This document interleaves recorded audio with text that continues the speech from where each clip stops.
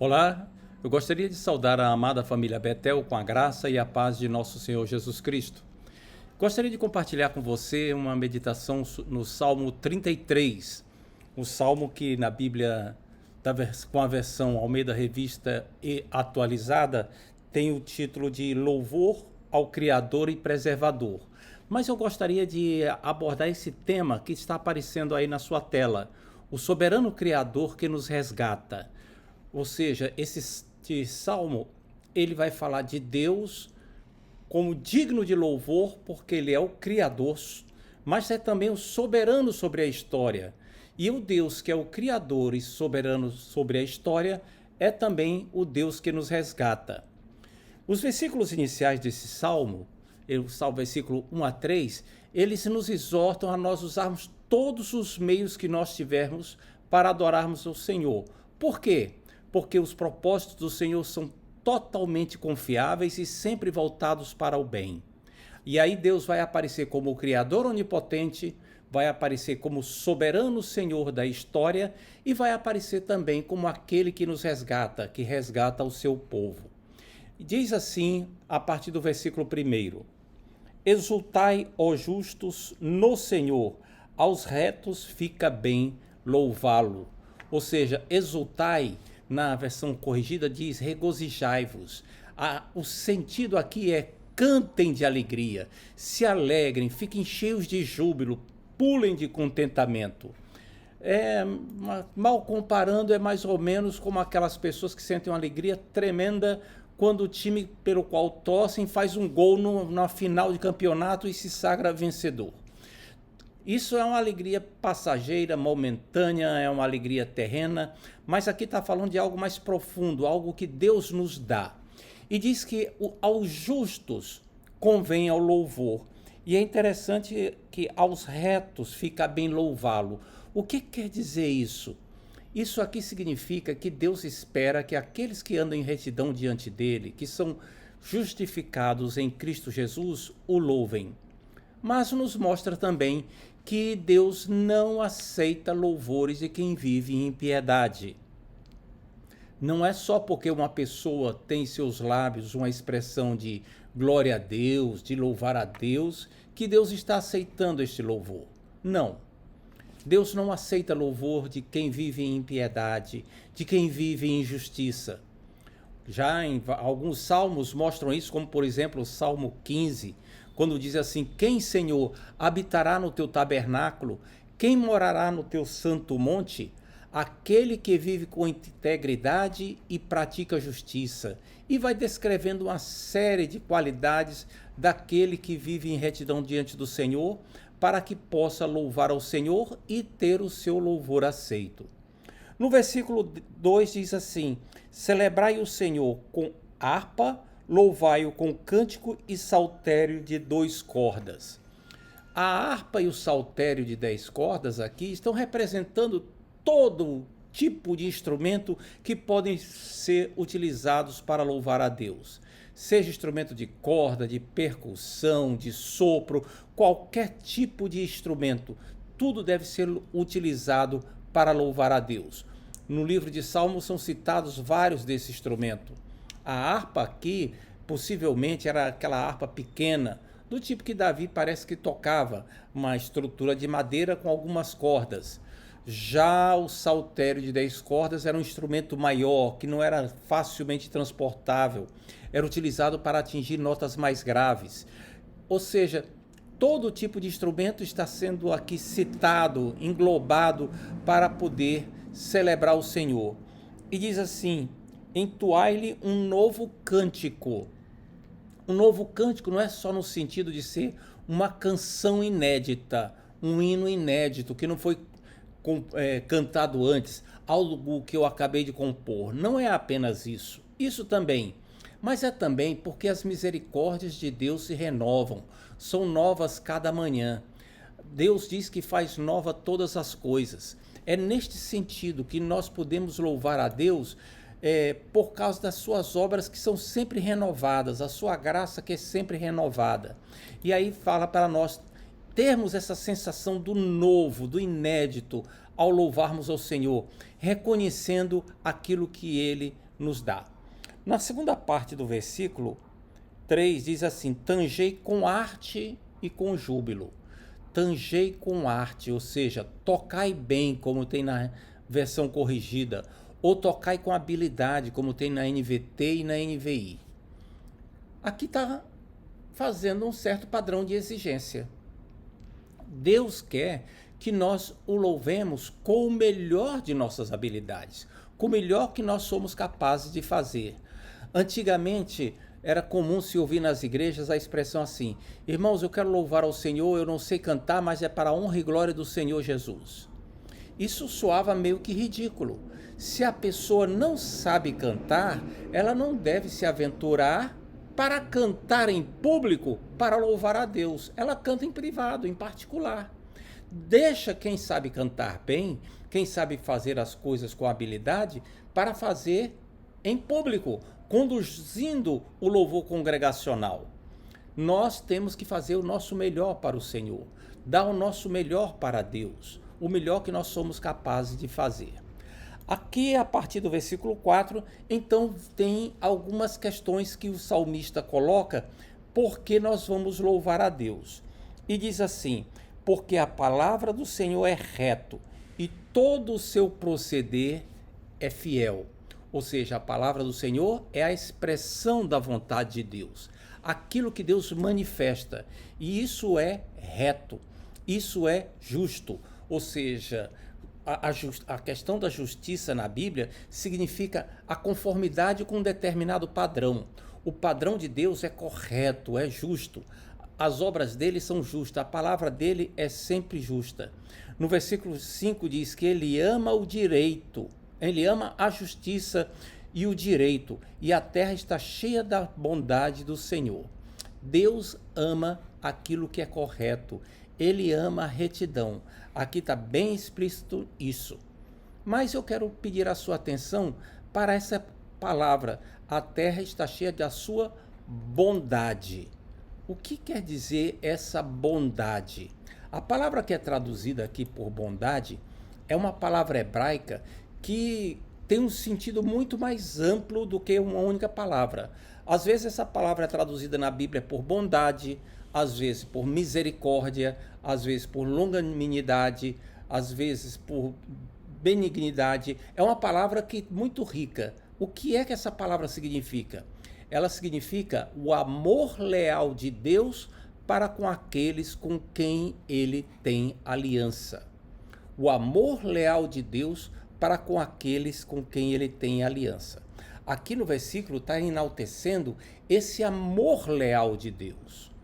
Deus fez uma aliança com Israel por meio de Abraão, Isaque e Jacó, uma aliança que foi confirmada pelo povo lá no Sinai, diante do Monte Sinai, quando Moisés fez a aliança do antigo pacto com o Senhor.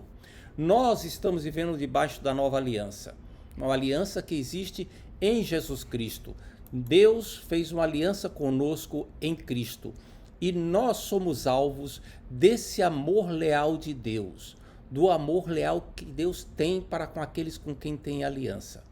E é interessante que esse salmo, ele mostra que esse amor leal de Deus se estende a toda a humanidade, a todo o mundo, porque diz assim: a terra está cheia do amor leal de Deus. Mas como assim? Lembra que Deus fez uma aliança com Noé, de que não iria enviar um novo dilúvio sobre a terra? E até hoje essa aliança permanece de pé e sempre vai estar de pé. Não haverá um novo dilúvio para destruir a humanidade, porque Deus fez uma aliança e ele é leal às alianças que faz. A partir do versículo 6, do versículo 6 até o versículo 9, o Salmo vai falar agora do poder de Deus para criar e controlar a criação. O poder de tudo que ele tem absoluto. E diz assim: os céus por sua palavra se fizeram, e pelo sopro da sua boca o exército deles. Os céus pela sua palavra. A expressão que é traduzida por palavra aqui é a palavra criadora de Deus. No grego, lá no Novo Testamento, ela é reproduzida lá em João capítulo 1 como o Verbo de Deus, que no princípio estava com Deus e por meio de quem todas as coisas foram feitas. Todas as coisas foram feitas por ele. Aqui está falando do poder da palavra de Deus, do poder para criar a Deus, do poder criador de Deus. E diz assim: e pelo sopro da sua boca, todo o exército deles do céu, o exército, ou seja, todos os corpos celestes foram feitos pelo sopro de Deus. Aqui o sopro de Deus é um paralelismo para falar da palavra de Deus. Não está falando do Espírito Santo nesse versículo. Está falando da palavra de Deus. Ele falou, versículo 7 diz assim: ele ajunta em montão as águas do mar. No versículo 8 diz assim: tema ao Senhor toda a terra, temam-no todos os habitantes do mundo. Temor de Deus. Aqui não está falando de algo para meter medo. Não está falando de alguma coisa que vai amedrontar as pessoas. Não. A expressão temor é uma atitude de reverência que conduz a uma obediência voluntária. Porque eu amo, porque tenho reverência, porque eu admiro, eu obedeço. E aqui é esse tipo de conduta que o salmista está incentivando para que todos os povos tenham o temor do Senhor. No versículo 9 diz assim: pois ele falou e tudo se fez. Ele ordenou e tudo passou a existir. Ou seja, tudo aconteceu simplesmente porque Deus falou. Deus falou e tudo veio a acontecer, tudo veio a existir. Lá em Gênesis diz assim: e tudo se fez, e assim foi. Haja luz e houve luz. E assim se fez, no versículo 7. E assim se fez, no versículo 9. E por aí vai falando. Ou seja, Deus falava e a palavra criava. As coisas aconteciam. Aqui está mostrando o poder criador de Deus. O controle que Deus tem absoluto sobre todas as coisas. Como diz no versículo 7, ele ajunta as águas num montão, em reservatórios. Não existe nada no mundo que fuja ao controle de Deus. Deus tem poder absoluto sobre tudo, absoluto. E aqui é interessante você lembrar disso, porque mais adiante vai se trazer a aplicação desse poder na nossa vida. Deus tem controle absoluto sobre tudo. Nós podemos até não entender porque ele permite alguma coisa, mas temos que saber que ele tem poder absoluto sobre todas as coisas.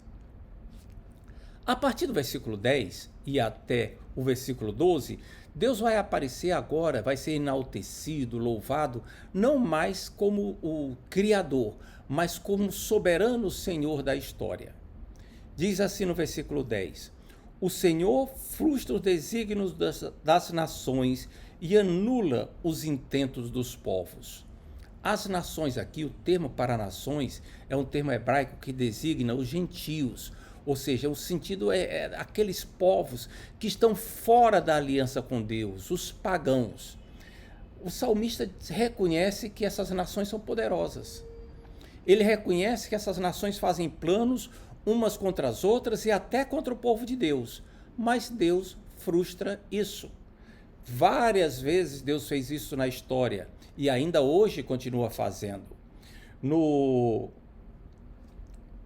Jubileu de Diamante da Rainha Vitória, por exemplo, um poeta inglês compôs uma poesia falando que as nações históricas tinham seus poderes baseados no controle militar, e ele fala de navios de ferro, ele fala de armamentos e diz que tudo enferrujou, tudo se perdeu na história. E termina o poema dizendo assim, que Deus tenha misericórdia de nós. Porque Deus é o Senhor da história. Foi Deus que fez com que os cananeus fossem derrotados, com que os egípcios não conseguissem perseguir Israel, fez com que os babilônicos fossem derrotados, os assírios não entrassem em Jerusalém. Deus é esse Deus todo-poderoso, maravilhoso. Ele tem poder sobre tudo. No versículo 11 diz assim: o conselho do Senhor dura para sempre, os desígnios do seu coração por todas as gerações. Conselho no Senhor aqui é no sentido de os propósitos do Senhor. É esse o sentido. A palavra conselho, na versão que eu estou usando, é uma versão antiga, que eu gosto muito dela, me acostumei com ela. Ela usa uma palavra antiga, mas o sentido é o propósito de Deus, os propósitos do Senhor. Deus tem um propósito que é eterno, que dura para sempre. Deus não é volúvel, Deus não fica mudando de opinião. Mas quando você diz assim, e a Bíblia não diz que Deus se arrependeu? Note que às vezes você encontra essa expressão na Bíblia, algumas poucas vezes, como a expressão de que Deus assumiu uma conduta diferente daquilo que havia dito em resposta a uma ação humana. Deus disse para Nínive, em 3 dias Nínive vai ser destruída. Mas o povo de Nínive buscou o Senhor, se mostrou contrito pelos seus pecados. E aí diz que Deus se arrependeu de destruir Nínive. A palavra se arrependeu é porque Nínive mudou de conduta, então Deus foi e fez uma nova coisa agora diante da mudança de opção daqueles. Como, por exemplo, nós estávamos condenados ao inferno, mas Deus mudou o seu plano para conosco, porque nós nos arrependemos e confessamos a Jesus Cristo como Senhor de nossas vidas. Esse é que é o sentido. Deus não muda de opinião. Os propósitos dele são eternos. No versículo 12 nós encontramos: feliz é a nação cujo Deus é o Senhor. Feliz. Essa palavra aqui é uma palavra específica no hebraico. Existem 2 palavras diferentes. Existe a palavra que é feliz de uma maneira mais global, que tem o sentido de bem-aventurado, mas aqui a palavra feliz, ela tem um sentido que significa mais do que felicidade. É um tipo de felicidade que se obtém de um estado de espírito que não depende das oportunidades ou circunstâncias da vida. Essa palavra é uma expressão de alegria intensa pela bênção que alguém recebeu do Senhor. Algo tão maravilhoso que só Deus poderia ter feito. Algo de tipo assim, por exemplo, uma pessoa que era completamente estéril, uma mulher que era completamente estéril e agora ela está grávida. E aí diz, puxa, como você é feliz. É nesse sentido.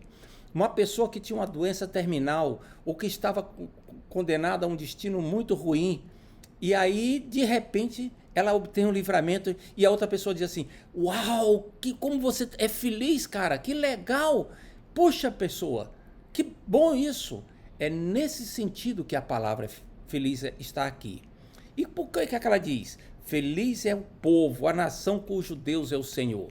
É um contraste com aquelas nações cujo Deus eram os deuses pagãos. Não, Deus é um Deus bom, Deus é um Deus fiel, Deus é um Deus que faz aliança. Lembre que esse Deus é o Deus que fez aliança com você em Cristo Jesus.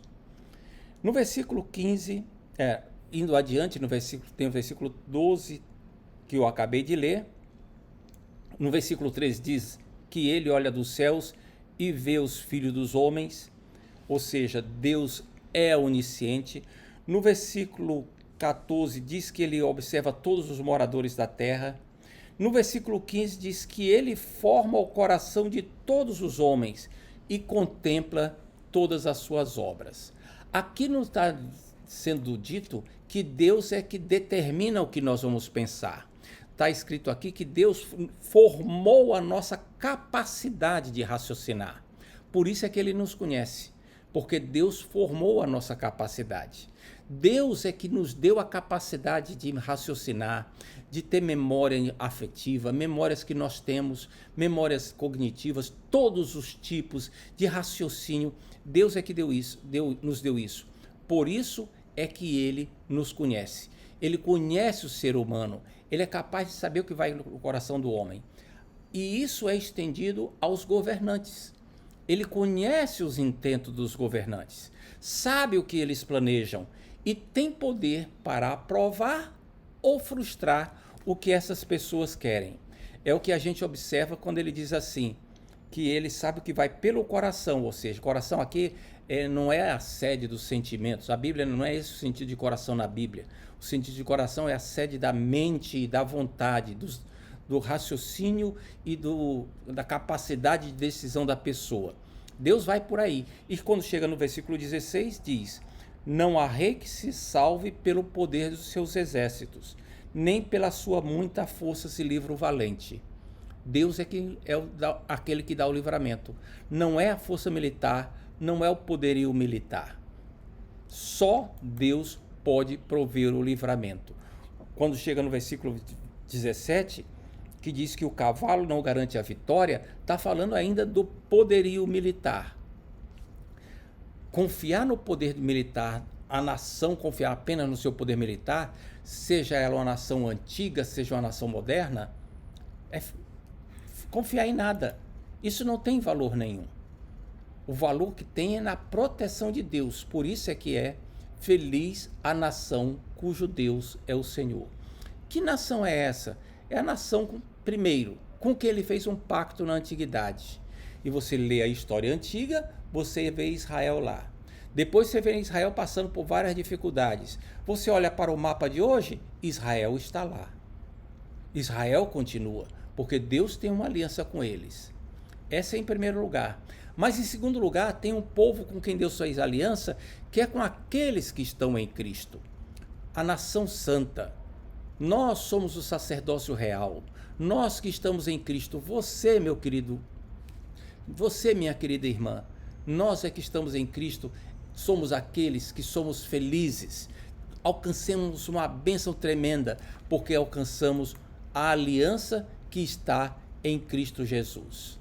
E a partir daqui do versículo 18, nós vamos ver um terceiro enfoque. O Deus que era criador, é o criador, foi o criador. O Deus que é o soberano da história, ele é também o Deus que nos resgata. E diz o versículo 18, os olhos do Senhor estão sobre os que o temem, os que esperam em sua misericórdia. Os olhos do Senhor, ou seja, o cuidado providencial de Deus. O cuidado daquele Deus que conhece as coisas por antecipação. E é interessante que aqui aparece a palavra esperam na sua misericórdia.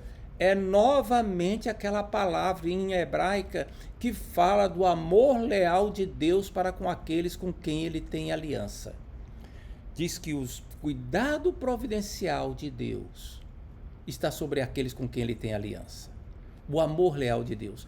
Meu querido irmão, minha querida irmã, por que é que você tem orado? Por que é que você tem clamado? Deus está vendo isso. O Deus que é soberano. Ele vê as suas orações, ele vê a sua necessidade, ele vê aquilo que você clama diante dele.